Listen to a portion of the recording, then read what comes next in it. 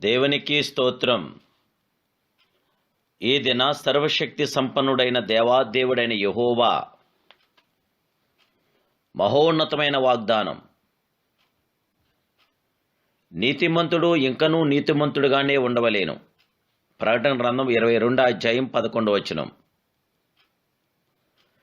ప్రియా మహోన్నతుడును సర్వోన్నతుడు సర్వాధికారి అయిన దేవాదేవుని బిడ్డలారా, పరిశుద్ధుడైన యేసుక్రీస్తు ఉన్నతమైన నామములో మీ అందరికీ నా హృదయపూర్వకమైన శుభాభివందనాలు ఈ ఉదయకాల సమయంలో తెలియజేస్తున్నాను.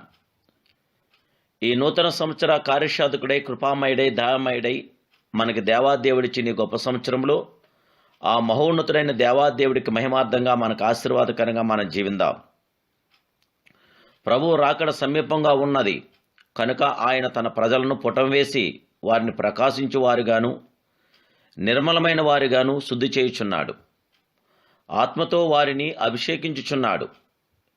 ఇది పెండ్లి కుమార్తె రూపాంతరం పొందు సమయం. కాలం సమీపమై ఉన్నది.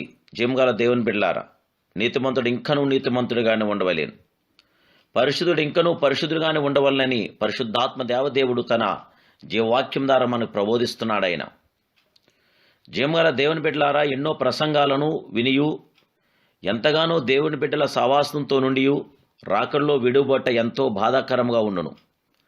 జీవగల దేవుని బిడ్డలారా, మీ ప్రార్థనా జీవితంను పరిశీలించి చూడండి. మీరు ఎంతగా బైబిల్ గ్రంథం చదువుచున్నారో ఆలోచించండి. ఎటువంటి పరిస్థితుల్లోనూ పరిశుద్ధ జీవితంను విడవకండి. దేవుని బిడ్డలారా, ఆసక్తికరమైన ప్రార్థన పరిశుద్ధాత్మ యొక్క శక్తిని మీలోనికి తెచ్చును. ఆసక్తికరమైన ప్రార్థన ద్వారా ఆత్మస్వరూపుడైన దేవాదేవుని యొక్క పవర్ని మీరు పొందగలరు. ప్రార్థనా జీవితంలో మీరు తగ్గిపోయిన కొలది పవిత్రత తగ్గిపోతుంది. వ్యర్థమైన మాటలు విస్తరించును.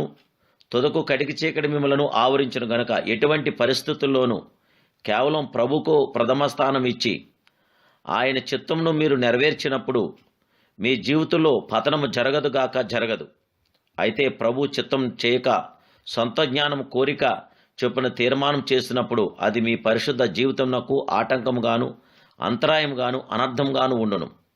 జీవగల దేవాదేవుని బిడ్డలారా, మీరు ప్రభు కొరకు ప్రకాశించుటకు సంపూర్ణంగా సమర్పించుకోండి. దేవుని నడిపింపును ఎన్నడూ అశ్రద్ధ చేయవద్దు. ఆయన నడిపించు మార్గము సంతోషముగా సాగండి. ఎల్లప్పుడూ భయభక్తులు కలిగి ఉండండి. దేవునియందు గల భయము తెగించి పాపం చేయకుండా మిమ్మలను అడ్డగించును. జీవగల దేవాది దేవుని బిడ్డలారా, నానాటికి పరిశుద్ధతలో ఎదుటకు జాగ్రత్త పడండి.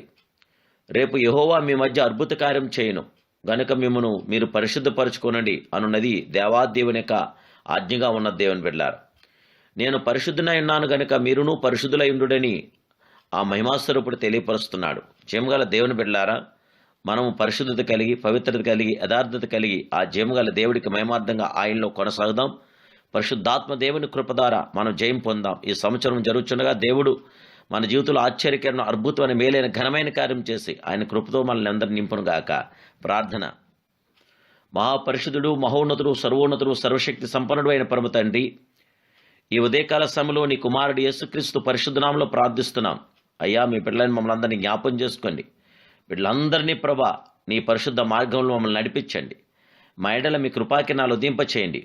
నీతిమంతుడు ఇంకనూ నీతిమంతుడుగానే ఉండవాలని మీరు కోరుచున్నారు గనుక మేము నీతిమంతులమై యథార్థవంతులమై పరిశుద్ధత కలిగి నీ నామానికి మహిమార్థంగా మీ నామానికి ఘనతగా మాకు ఆశీర్వాదకరంగా దీవెనకరంగా మేమందరం జీవించడానికి బిడ్డలందరినీ కూడా మీరు ఆశీర్వదించి దీవించి బలపరిచి కుటుంబాలన్నింటిలో విజయం దయచేసి పరిశుద్ధాత్మ మేలుతో మీ బిడ్డలు నింపని మహిమ ఘనత ప్రభావాలు మీకును ఆశీర్వాదం జయము విజయం మీ పిల్లని మాకు అందరికీ దయచేయమని యేసుక్రీస్తు ఉన్నత నామములో ప్రార్థిస్తున్నాను కన్న తండ్రి, ఆమేన్.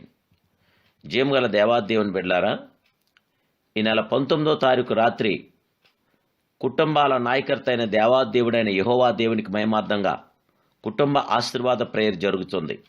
మీ కొరకు, మీ కుటుంబం కొరకు, మీ కుటుంబ సభ్యుల కొరకు మేము ప్రత్యేకంగా ప్రభు యొక్క పాదసన్నిధిలో ప్రార్థన చేస్తాం.